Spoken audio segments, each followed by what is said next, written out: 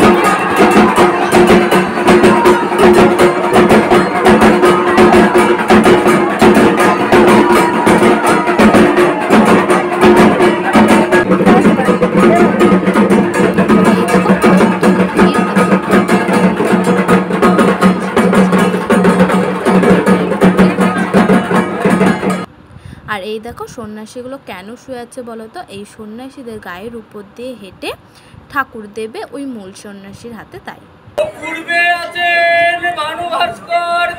এই মন্ত্রটা বলছে। আর দেখো হাতে যে চাদর আছে না, ওটা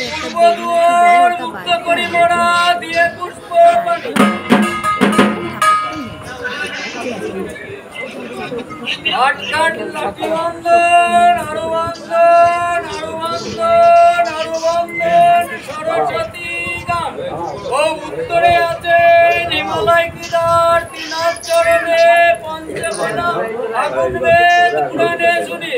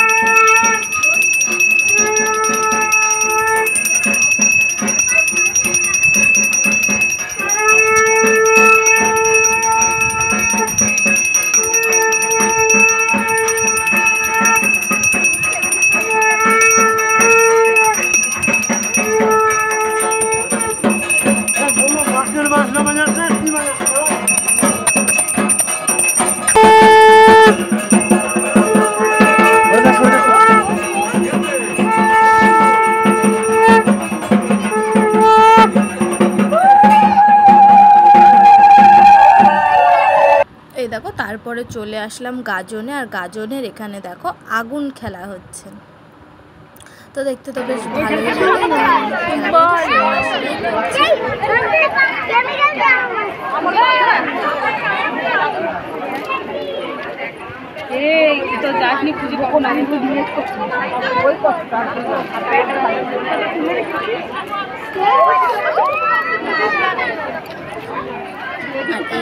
এ দেখো